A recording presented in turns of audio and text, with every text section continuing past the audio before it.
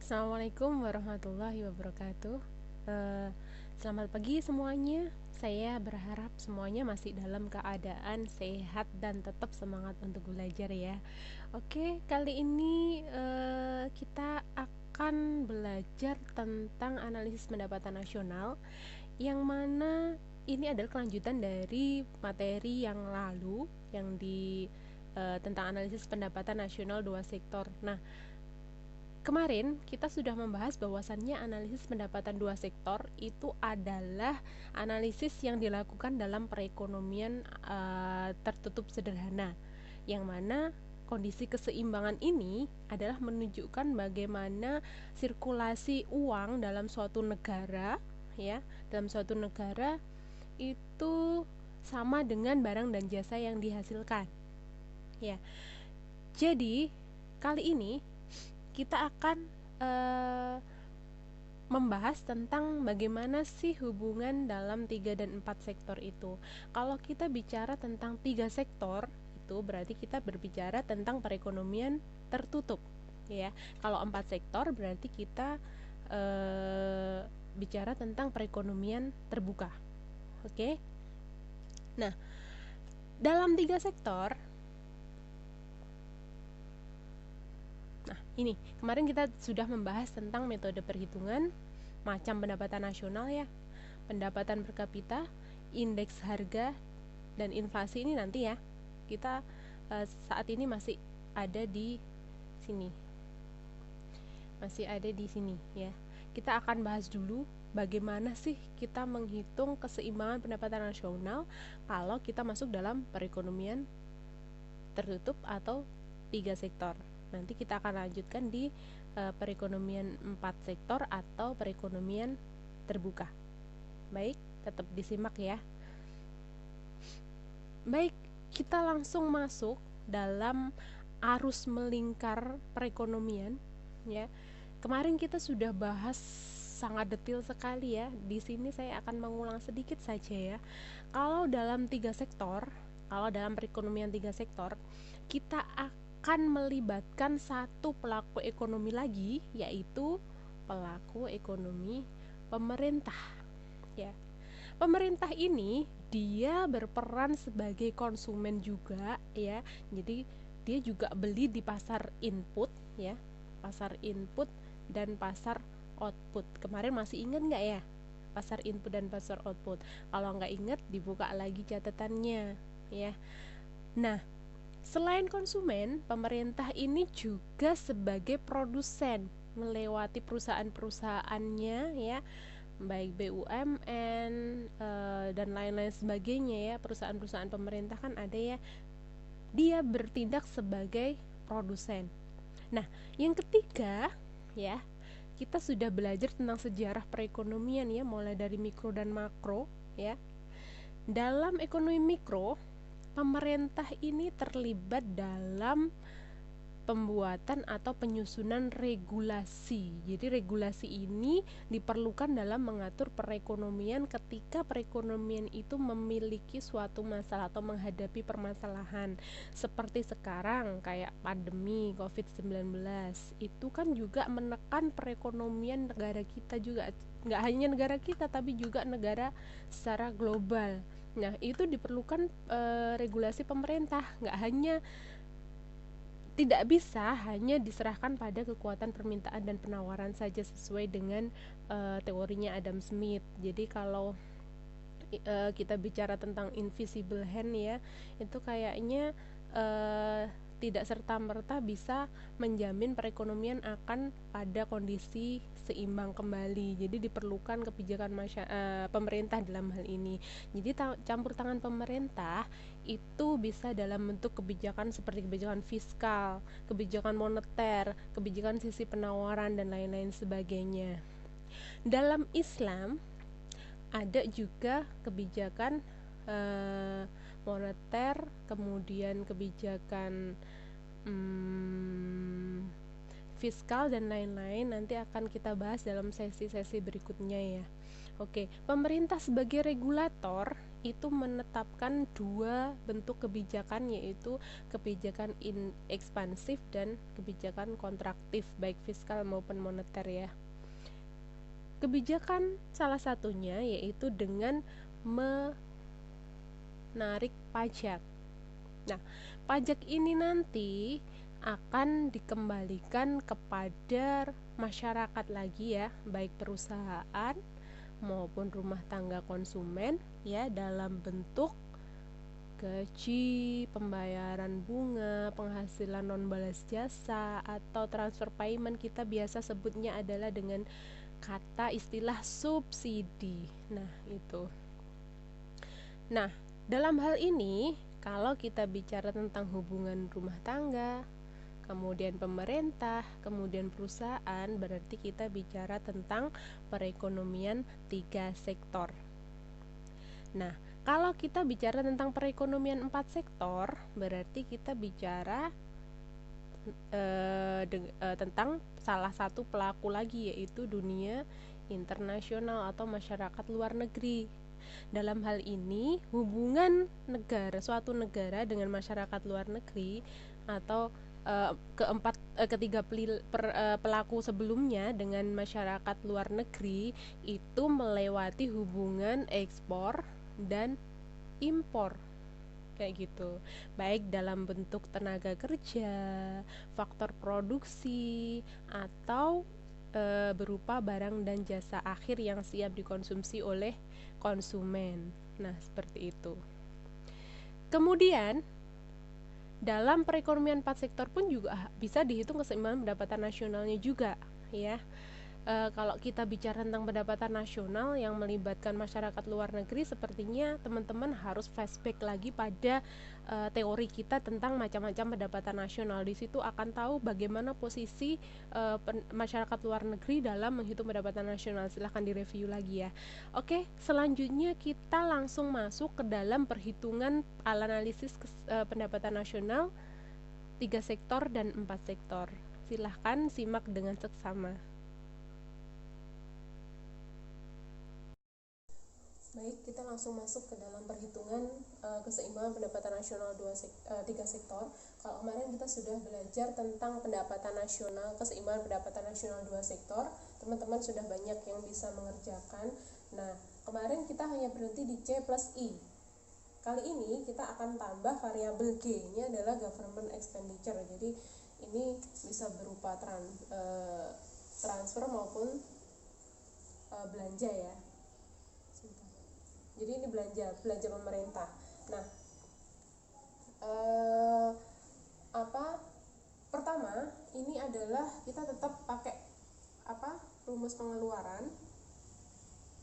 Kemudian yang ini adalah injeksi kebocoran. Jadi kedua-duanya nanti akan kita hitung ya. Jadi teman-teman tetap pilihan yang pertama adalah pengeluaran, kedua injeksi kebocoran. Nah, misalnya langsung di sini. Ini kenapa saya bilang injeksi kebocoran? Jadi injeksi itu berarti setiap kita mengeluarkan pendapatan, maka dia akan menambah kepada pendapatan nasional. Jadi menambahnya bersifat multiplier atau menganda.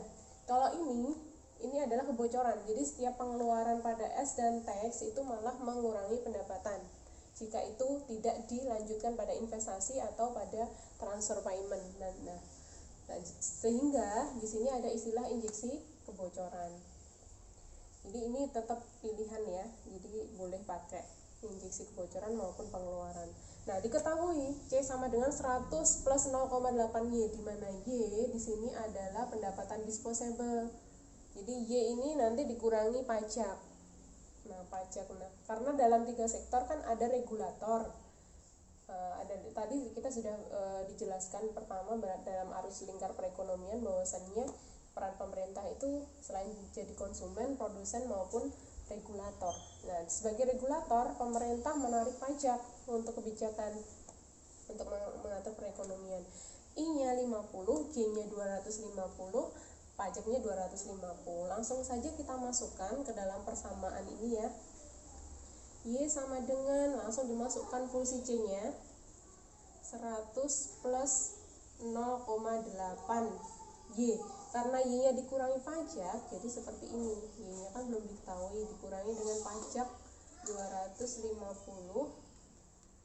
ditambah dengan investasi 50 ditambah dengan G nya 250. Nah, di sini langsung dimasukkan saja, ini dikalikan ya, 0,8 kali Y, 0,8 kali 250, sehingga Y dikurangi 0,8 Y sama dengan 100 ya. 100 dikurangi, ini tadi kan min 0,8 kali 250 kan min 200 ditambah 50 ditambah 250. Nah, di sini tetap jadi 1 dikurangi 0,8 0,2Y sama dengan 100 min 200 plus 50 plus 250 sama dengan kan 200 ya, 200. Y sama dengan 200 Y sama dengan 200 per 0,2 sama dengan 1000. Nah, ini adalah Y keseimbangan sebelum ada multiplier ya. Jadi Y keseimbangan pada pendapatan nasional 3 sektor setelah dikurangi dengan pajak. Untuk injeksi kebocoran, kita cari fungsi C-nya dulu ya. Fungsi C-nya adalah C sama dengan 100 plus 0,8 Y, karena sudah ada teksnya, dikurangi 250. Jadi fungsi C-nya adalah 100 plus 0,8 Y min 200 sama dengan 100 sama dengan min 100 plus 0,8 Y. Fungsi S-nya adalah A min A 1 min B Y, sehingga kebalikannya langsung adalah 100 plus 0,2 Y. Dari sini, dari fungsi ini langsung dimasukkan ke persamaan atas ini. 100 plus 0,2 Y sama dengan I-nya 50 ya. I-nya 50 plus 250, sehingga 0,2 Y sama dengan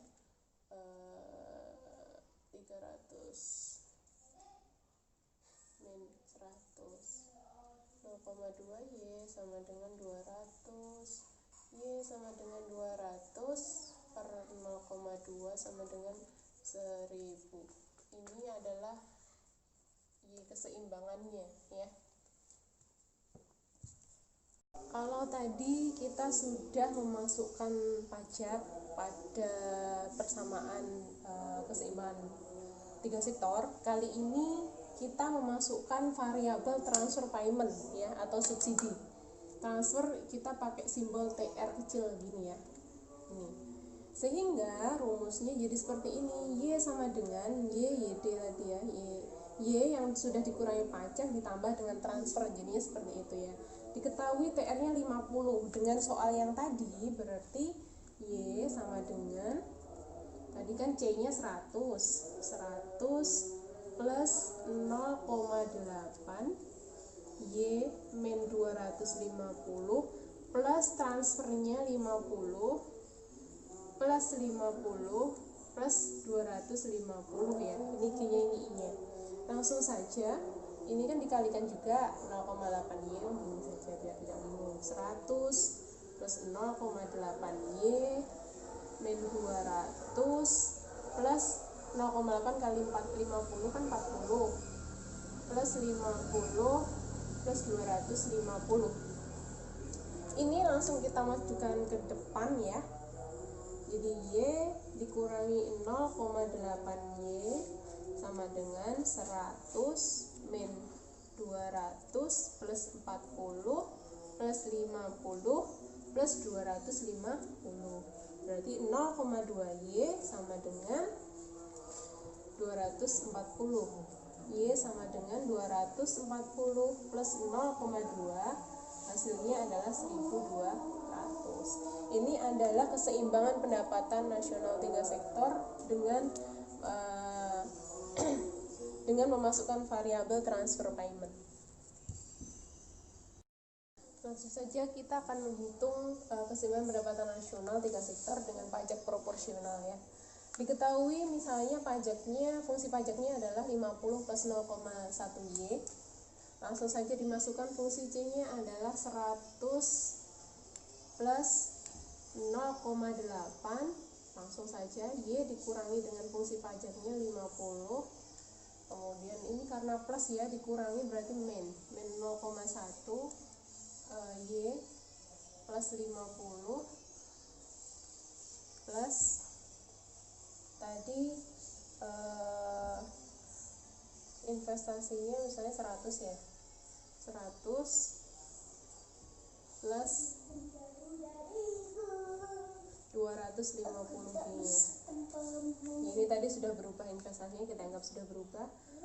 Kemudian 100 plus 0,8 Y, kemudian min 40, kemudian min 0,08 Y, ditambah 40, ditambah 100, ditambah 250.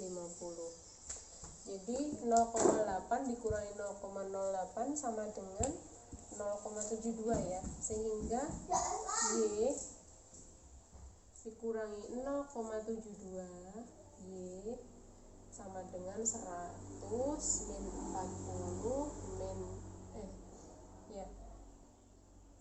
min 40 plus 40 plus 100 plus 250. 0,1 kurangi 0,72 sama dengan 0,28 Y sama dengan 450. Y sama dengan 450 per 0,28 sama dengan 1607. Y equilibriumnya adalah 1607. Kalau dengan injeksi kebocoran, nah untuk berikutnya kita akan menghitung angka penggandanya. Seperti kemarin kan kita juga menghitung angka multiplier ya. Angka pengganda itu digunakan untuk mengetahui berapa kali pendapatan nasional itu dapat bertambah dari nilai variabel yang ditambahkan. Misalnya kemarin investasi kan tambah 50. Nah, angka penggandanya dalam perekonomian itu berapa kali? Kemarin ketemu 5 kali ya, karena sudah menghitung angka penggandanya 1 per 1 min P itu ketemu 250. Berarti dari 50 investasi yang dilakukan, berarti akan ada penambahan pada pendapatan nasional sebesar 5 kali lipat dari investasi yang dilakukan. Begitu juga dalam perekonomian 3 sektor ya. Nah, dalam perekonomian 3 sektor itu ada 2 jenis keadaan, situasi di mana pajak itu kan ada 2. Ada pajak lemsam, itu adalah pajak tetap, tidak dipengaruhi apapun besarannya. Ada juga pajak proporsional. Pajak proporsional itu tergantung dengan proporsi kenaikan dari yang dikenakan pajak, objek yang dikenakan pajak ya. Jadi ada variabel yang mempengaruhi, yaitu TX sama dengan T0 plus TY. Jadi besarnya pajak itu tergantung dengan besarnya pendapatan yang diperoleh. Itu namanya pajak proporsional. Jadi angka penggandanya pun ada 2. Ada angka pengganda untuk pajak lemsam, ada pengganda untuk pajak proporsional. Nah, untuk rumus dari angka penggandanya, kalau untuk pajak lemsam ini pakai yang ini. Jadi ini ada pajak lemsam. Ini untuk pajak lemsam, yang ini untuk pajak proporsional.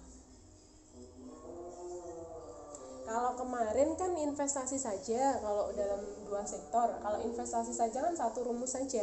Karena kalau di sini sudah ada investasi, sudah ada government expenditure, ada belanja, ada pajak, ada subsidi, maka di sini angka penggandanya pun juga rumusnya ada 4. Jadi ada angka pengganda investasi dengan rumus ini, angka pengganda belanja negara, angka angka pengganda pajak dan angka pengganda transfer payment atau subsidi. Nanti tinggal dimasukkan saja ya. Kalau pajak proporsional itu ditambah penyebutnya ya, jadi ditambah dengan koefisien dari pajak ini, koefisiennya berapa nanti diketahui, nanti langsung dimasukkan ke sini ya. Jadi rumusnya langsung di sini aja, nggak usah bingung. Kalau ingin tahu bagaimana riwayat adanya rumus ini, silahkan langsung dibuka di pelajaran makroekonomi ya. Saya kira ada semua nanti riwayat kenapa ketemu rumus seperti ini. Jadi untuk memudahkan saja, ketika nanti kalian ketemu dengan soal angka pengganda untuk tiga sektor, nanti langsung saja pakai rumus ini ya.